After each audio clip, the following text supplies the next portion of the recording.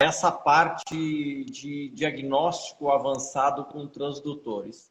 Me fala um pouquinho o que são transdutores aí para o pessoal, alguns que não conhecem, que querem ingressar nesse mundo.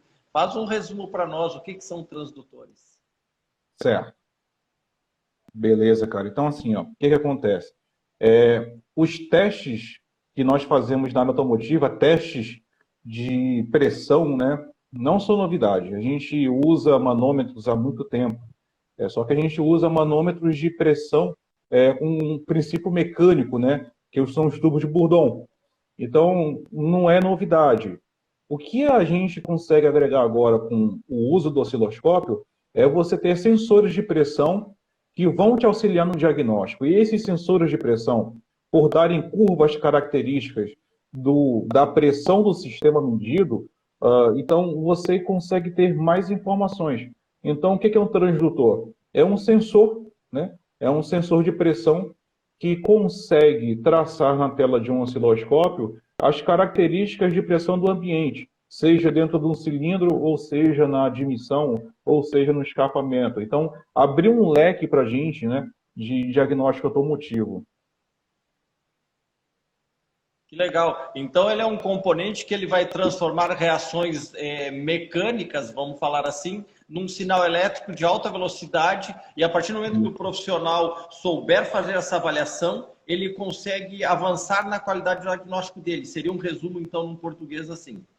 Com certeza. É isso aí, cara. Você tem Tá, variações tá. mecânicas, né?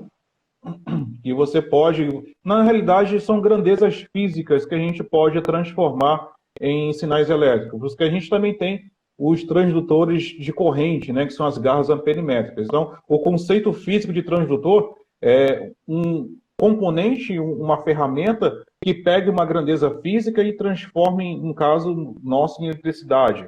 Então, você tem transdutor de corrente, de pressão, né? De baixa pressão. Você tem transdutores que vão fazer apenas uma variação de acordo a variação mecânica do ambiente vai te dar impulsos, que é no caso da pastilha piezo, né?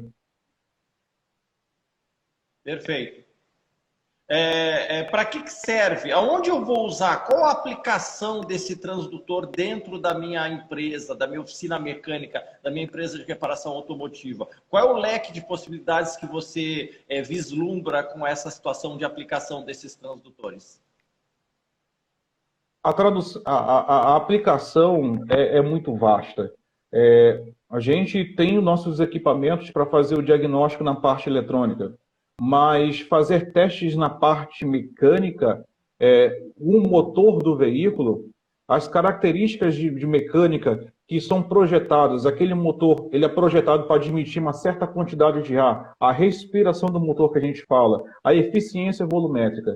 Então, você pode, através de sensores de pressão, fazer uma avaliação de como é que está essa eficiência, se esse motor está respirando bem.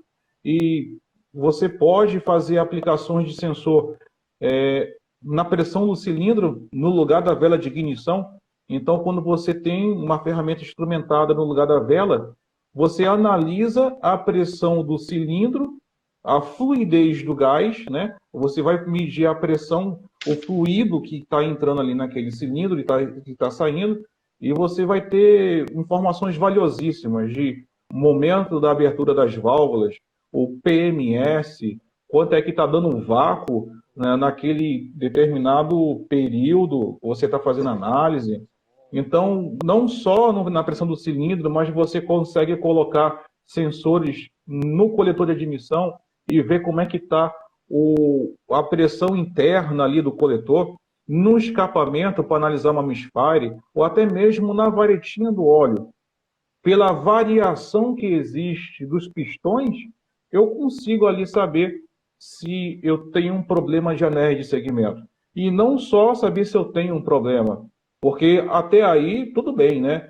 O cara vai falar assim para mim, pô, eu sou mecânico há 30 anos e eu sei quando um carro tem um problema mecânico de segmento, é só puxar a vareta que o carro está fumaçando. Eu falo, beleza, cara, mas com o osciloscópio, se eu tiver um sinal de referência, que a gente chama de trigger, se eu souber quem é o primeiro cilindro, eu posso determinar qual é o cilindro que está falhando.